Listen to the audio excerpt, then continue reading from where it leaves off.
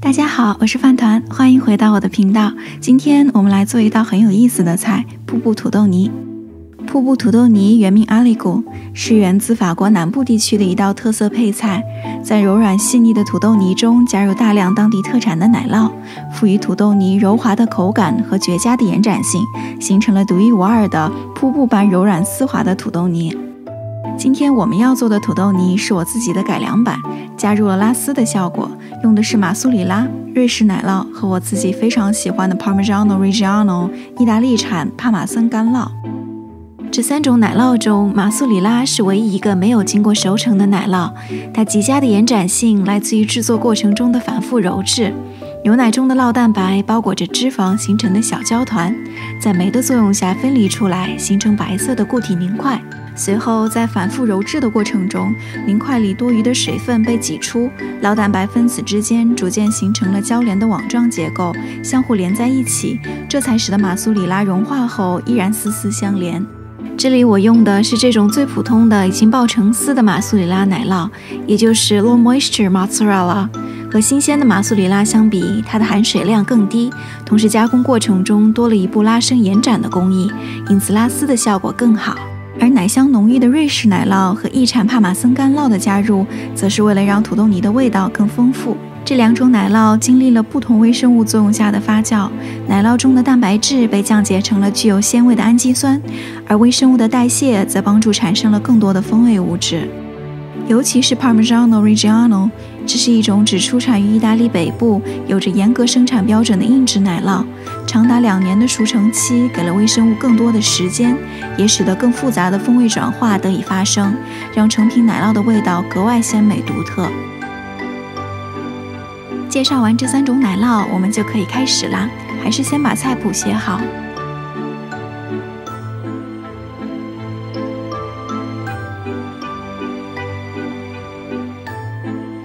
今天需要用到的原料有土豆、马苏里拉、瑞士奶酪、意产帕玛森干酪、牛奶、淡奶油、无盐黄油、蒜瓣、细海盐和现磨黑胡椒。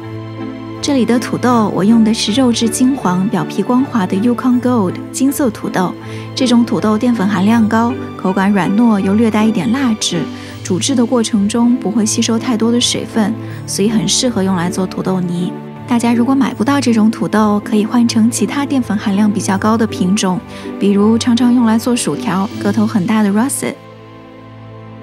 把土豆冲洗一下，削个皮，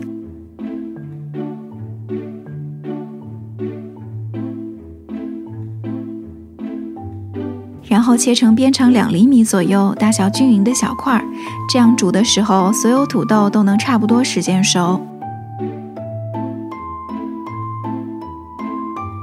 土豆切好后，在锅里倒入1.5升的凉水，然后把土豆倒进去。煮土豆的时候，大家尽量不要用开水，因为土豆在倒入开水之后，表面会迅速熟成，很容易出现外面已经煮烂了，而里面还没熟的情况。开大火煮沸后，转小火焖20分钟。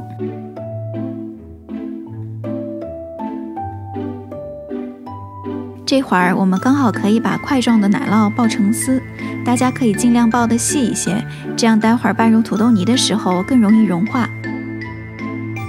然后压一下蒜泥，放在一旁备用。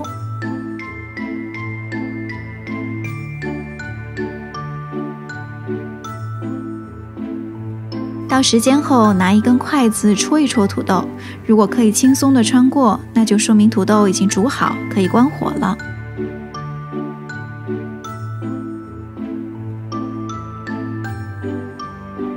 把土豆倒出来，沥干水分，然后准备压土豆泥。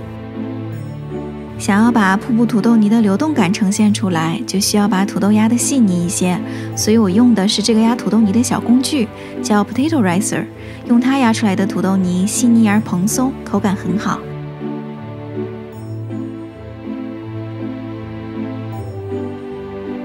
大家也可以用筛子来碾压土豆泥，或者把土豆装进保鲜袋里，用擀面杖碾碎。总之，不要用破壁机打土豆泥。虽然成品非常细腻，但是因为搅打得太剧烈，土豆里大量的淀粉被释放出来，会让土豆泥的质地像浆糊一样，非常难吃。所有土豆都压成泥之后，就可以开始搅拌混合其他原料了。现在我们先用黄油煎一下蒜蓉，开中小火，然后在锅里加入黄油。等黄油融化之后，加入蒜泥，煎出香味。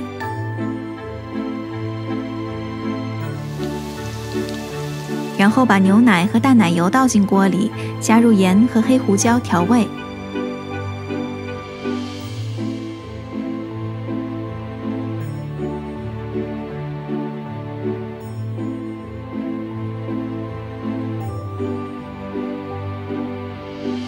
奶液煮沸后，就可以把土豆泥也全部加进去了，用勺子搅拌均匀。奶酪融化需要至少达到130华氏，也就是55摄氏度，所以在加奶酪之前，最好先把土豆泥边搅拌边加热一会儿。然后开始加奶酪，首先加熔点最高的帕玛森干酪。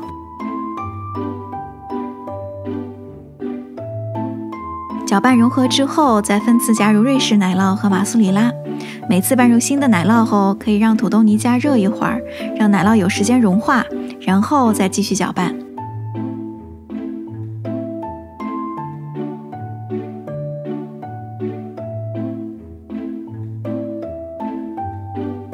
加入的奶酪越多，土豆泥会越厚重，所以考验臂力的时刻到了。大家有点耐心，不要着急，等所有奶酪都完美的和土豆泥融合在一起，可以拉出长长的瀑布，我们的瀑布土豆泥就做好啦。如果所有的奶酪都加完后，大家的土豆泥依然容易断，没法拉出瀑布，可以在土豆泥里再加60克热牛奶，再稍微拌一拌，就应该可以拉出瀑布啦。做好的土豆泥最好趁热吃，凉了就不能拉丝了。而已经放凉的土豆泥想要恢复柔软，可以在300华氏，也就是150摄氏度下烤15到20分钟。